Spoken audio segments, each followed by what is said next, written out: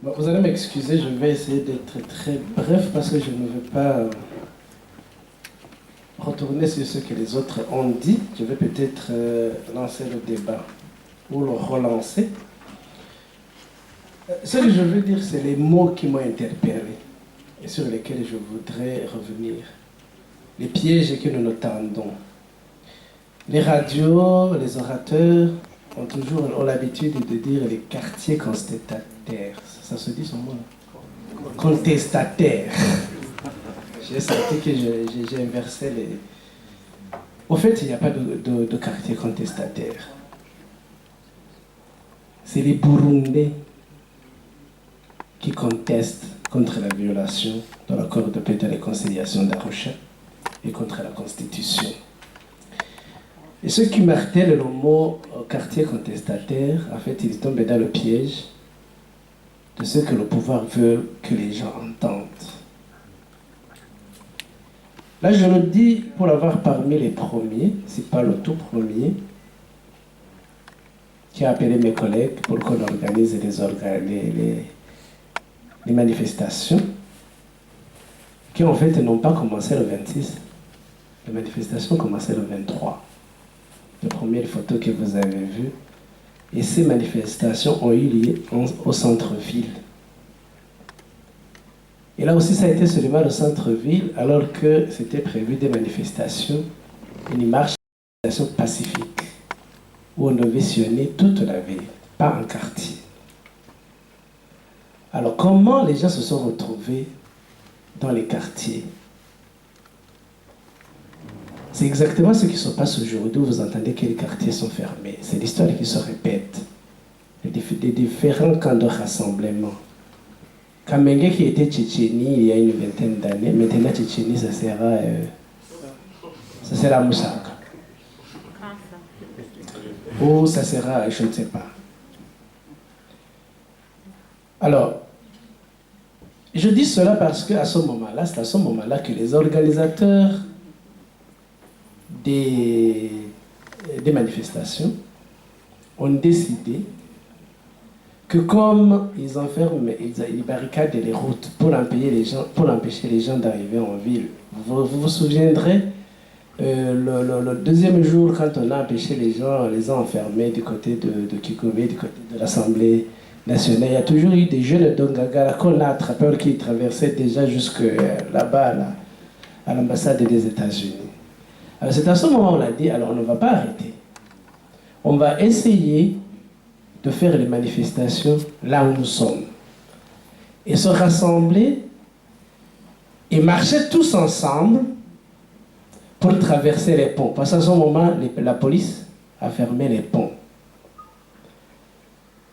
Et ceux qui essayaient les mêmes ont essayé de traverser par l'eau, d'empêcher d'autres... J'ai à Pagna, comme on dit, mais ça n'a pas marché. Ça, c'est le premier aspect. Donc, il n'y a pas de quartier contestataire, c'était tous les quartiers. La deuxième chose, pour ceux qui ont combattu une fois, on combat toujours là où on peut trouver un repli facile. Si aujourd'hui, les quartiers où il y a du repli facile, ça s'avère être, je ne sais pas, Nyakabiga, ne me demandez pas où j'étais caché jusqu'au mois de juin. Mais sûrement que c'est dans l'un de ces quartiers-là, ou dans différents quartiers de ces quartiers-là.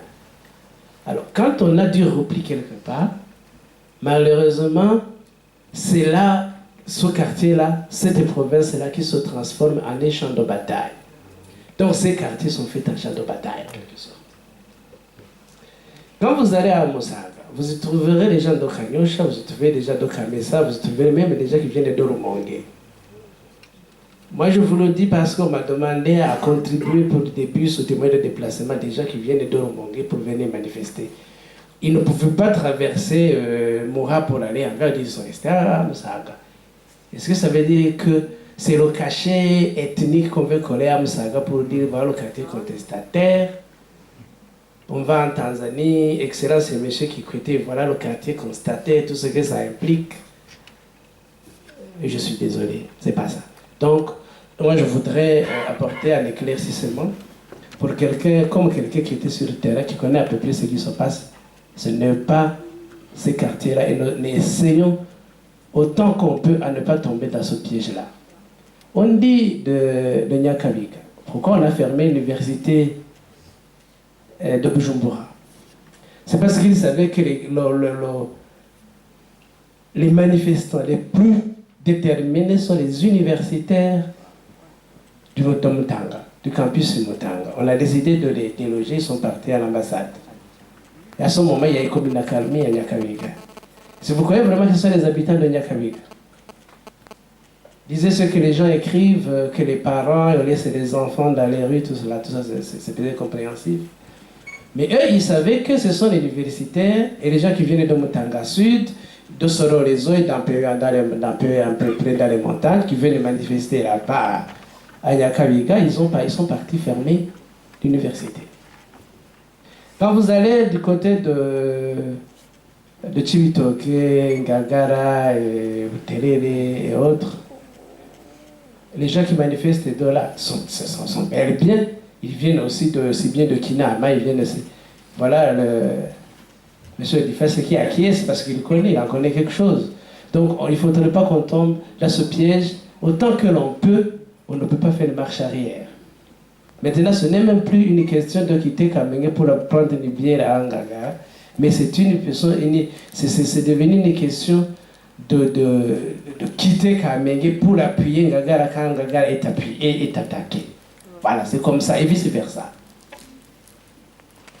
Hier, j'ai trouvé un message de quelqu'un dans mon téléphone qui me disait, mais maintenant c'est bon. Kamenge est devenu très favorable, les problèmes nous sommes maintenant du côté de Tcharama et Gatunguru. Pourquoi ça se déplace?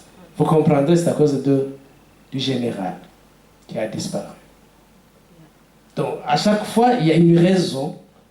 Aujourd'hui, on parle de Musaga, demain, après de vous entendrez Kamenge devenir le verbe.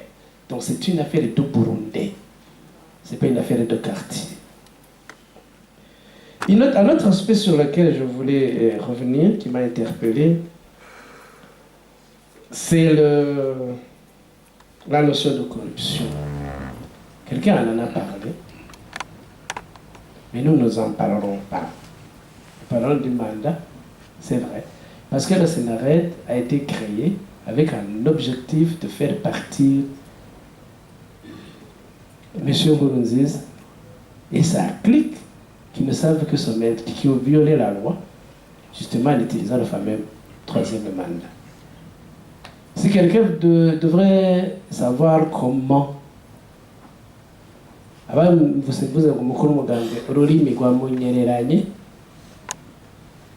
c'était déjà il y a quelques mois. Je savais pourquoi je le disais.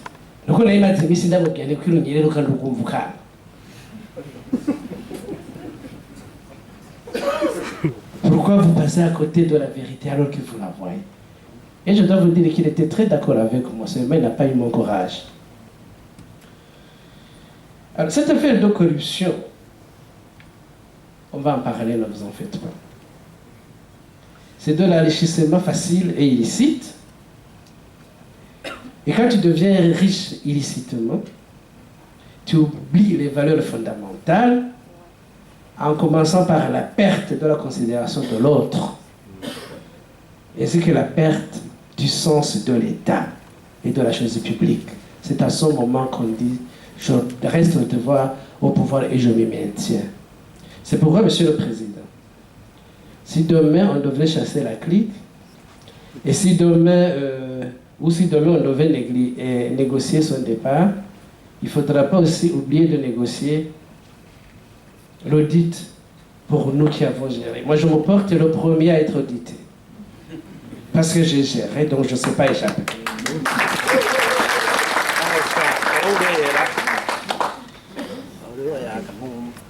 Alors, une autre chose qui m'a interpellé, c'est la nature de vos interventions. Je n'ai senti aucune question. J'ai senti, ou j'ai compris, rien que des contributions rien de l'engouement et l'envie de réussir. Tout le monde soutient. Et si ça pouvait être demain, ou cette nuit? C'est ça que j'ai compris. Quand je regarde la salle, elle est pleine et les gens sont assis, je n'ai vu personne y sortir. Ce n'est pas parce que tu vois les autres années. On ne parle pas très bien. Je sais qu'il y a peut-être 6 mois, si je devais parler, les mains se seraient levées pour dire, mais monsieur, taisez-vous, on sait ce que vous faites. Il y a un moment, on a dit, non, c'est ce que vous avez fait hier. Mais aujourd'hui, nous avons quand même une préoccupation commune. Et je pense que c'est le moment d'exploiter ça. Alors maintenant, le Sénarède a besoin de quoi? Parce que j'ai vu qu'il y a la volonté, la compréhension. Maintenant, le Sénarède a besoin de l'engagement, de votre engagement, dans l'engagement de chacun, de vos compétences et de votre capacité. La prochaine personne qui se lève, je l'ai souhaité qu'il dise, moi j'ai un carnet d'adresses riche. Je connais quelqu'un, je peux vous filer une adresse, quelqu'un qui va contribuer à ceci. Par exemple, un exemple banal, comme j'ai entendu quelqu'un qui parlait de communication, quelqu'un qui dise, même si les Burundais ne lisent pas beaucoup, c'est le moment de lire parce qu'ils en ont besoin, ils ont besoin d'un autre discours. Je connais un imprimeur qui peut nous financer 2 pages d'informations chaque jour, chaque semaine, 10 000 exemplaires, et nous allons nous arranger pour perforer les frontières et distribuer ça dans le pays. Expliquer que trop, c'est trop. Quelqu'un entre vous, je ne vous connais pas tous, mais quelqu'un aurait une adresse magique comme celle-là. Quelqu'un, un homme d'affaires qu'on voit tous les jours ici à la rue Neuve et qu'on ne connaît pas, quelqu'un ici le connaît, dit, en tout cas celui-là pourrait continuer pendant un mois. Voilà ce qu'on attend de vous. Un autre pourrait dire, comme quelqu'un l'a dit déjà, à part mon carnet d'adresse, je connais une association qui peut intervenir d'une manière ou d'une autre, comme l'a dit Christian. Donc maintenant, le discours, donc on n'en a plus besoin. On a besoin des actions, l'engagement. Une seule adresse peut sauver son pays. Une seule connaissance que vous connaissez peut sauver son pays. C'est ce que moi je voudrais. Et maintenant, c'est sur ça que je voudrais insister. Quand on même laisse se donner des leçons de morale, nous nous connaissons. Mais quelqu'un qui a quelque chose. Là, j'ai fait exprès de ne pas parler de vos cotisations. C'est difficile de toucher à la poche. Parce qu'on va dire, tel m'a volé, tel je ne suis pas sûr de lui, tel. Alors, arrange-toi pour nous contribuer, mais en même en touchant dans ta poche, mais touche dans ta poche en disant, s'ils ont besoin d'enlever, le voilà. Le voici. Moi, je serai satisfait. En tant que vice-président du DCNRED, je ne sens pas vraiment que mon devoir est de gérer vos cotisations. Ça, loin de moi. On a parlé, le président Emmanuel avait parlé que nous avons besoin d'une percée diplomatique dans la sous-région. C'est là où je vais terminer. Il a complètement raison. Mais quelle diplomatie? Je crois que ce qu'il faut au Rwanda, à la Tanzanie, à la RDC, à l'Ouganda, à l'Afrique du Sud, à l'Angola et consorts, j'ai un peu élargi la région, c'est un autre discours. Ça va, je vais me retrouver dans le discours des quartiers que je disais tout à l'heure. Aujourd'hui, les lobbies qu'on fait entre Burundais et Rwandais tournent autour de l'ethnisme. Et c'est ça là qu'on va vendre en Tanzanie. C'est ça qu'on va vendre à l'Ouganda. C'est ça qu'on va vendre en RDC. C'est ça qu'on va vendre au Kenya. Nous sommes vraiment des pauvres. Je n'ai pas voulu m'exciter. Sinon, j'allais dire que nous sommes des imbéciles. Je dis tout doucement. Ça n'a pas de valeur, cette histoire-là. Malheureusement, même nos fameux putschistes qui sont maintenant qui se disent être aux affaires au Burundi, c'est ça qu'ils vendent. Moi, en empruntant mon jet à Pagna, j'ai traversé la Rumpungu, c'était fermé.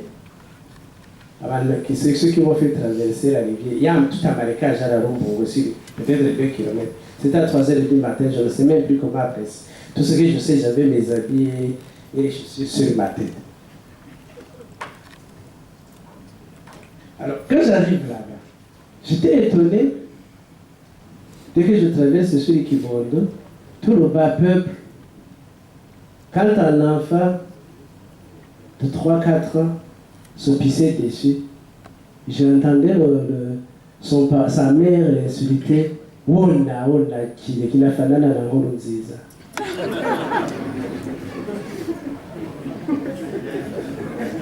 Tizama, c'est ça que j'ai entendu. Ça, je l'ai entendu dans les villages frontaliers avec le Burundi. Eux, ils connaissent la vérité. C'est pas Kikwete. Et on n'a pas besoin de Kikwete complètement. On a besoin de ce peuple tanzanien avec lequel nous partageons le même sort. Kikwete ne peut pas non plus s'amuser de faire au Burundi ce qu'il ne fait pas chez lui. Pourquoi chez lui, il n'a pas sollicité un 3e mandat? Ceci dit, nous Burundais qui se trouvent ici aujourd'hui, changeons le langage, soyons pionniers, soyons politiques, soyons objectifs. N'allons plus chercher nos affinités chez les Rwandais, chez les Congolais, chez les Sud-Africains, en essayant de les expliquer à quoi ressemble un Hutu chez eux. En essayant de l'expliquer à quoi ressemblerait un Tutsi en Guinée. Nous perdons notre temps. Pourquoi aussi on ne demande pas aux Belges, aux Flamands et aux Wallons qu'est-ce qui ressemblerait un tout petit peu au Hutu? Même s'il y en a des gens qui le fabriquent de temps en temps. Nous avons un discours très rétrograde, je suis désolé. Et qu'est-ce qu'il faut alors? Et là, je vais demander la contribution de quelques spécialistes. Je vais vous donner un devoir. Parce qu'entre vous, je sais que parmi vous, je sais que vous avez beaucoup étudié. Vous avez même eu le temps. Il y en a même ceux qui ont été contraints à étudier. C'est très bien. Parce que nous ne pouvons pas retourner au Burundi, ils sont partis à l'école. Alors aujourd'hui, ce que vous avez acquis, nous le sollicitons. C'est bien que maintenant, moi j'en ai besoin en tout cas. Ce que je vais vous demander, c'est ceci. Qu'est-ce que veut la sous-région comme contribution du Burundi? Qu'est-ce qu'attend le Rwanda du Burundi en matière d'apport économique, culturel, diplomatique, régional? Nous valons quoi? Nous donnons quoi? Qu'est-ce qu'attend la RDC du Burundi en matière de stabilité de ce grand pays,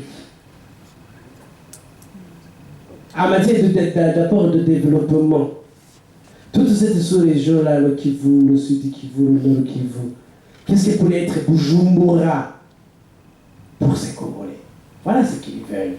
C'est ça le discours qu'ils veulent. Mais elle dit, vous êtes à peu près ceci. Ah, vous êtes originaire du Burundi, vous êtes originaire du Rwanda. Ça, il faut laisser ce discours-là aux universitaires, historiens qui font de la recherche pour nous éclairer sur le passé. Mais ça, c'est pas un alibi politique. Ce n'est pas un alibi d'alliance politique. Parce que je vais falloir vous savoir. Vous alliez à quelqu'un parce qu'il vous a trompé que vous vous ressemblez. Vous ne mettrez pas du temps pour découvrir que vous êtes différent. Qu'est-ce qu'attend l'Ouganda du Burundi? Économiquement, en matière de développement.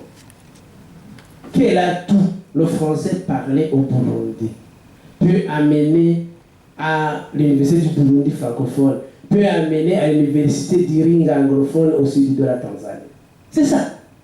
Moi, je vous demande, vous, celui qui est capable, de nous faire un petit document pour le scénario et pour vous-même, de faire une petite étude, de connaître exactement ce que ces pays veulent. Comme on se trompe souvent sur ce que voudraient les États-Unis et la Chine. Tu vois comment on est très loin, on va très loin. Même un paysan ou un apprenti politicien va te dire, la Chine c'est bon, elle va remplacer les États-Unis. On fait ce que vous voulez. Mais on dit tout ça, on ne sait pas exactement ce que quelqu'un du village veut de Gatumba. Seulement, on va lui dire, les gens du village, vous êt un peu comme les Hutus, donc ça va, on va se libérer contre qui? Voilà, merci Monsieur le Président.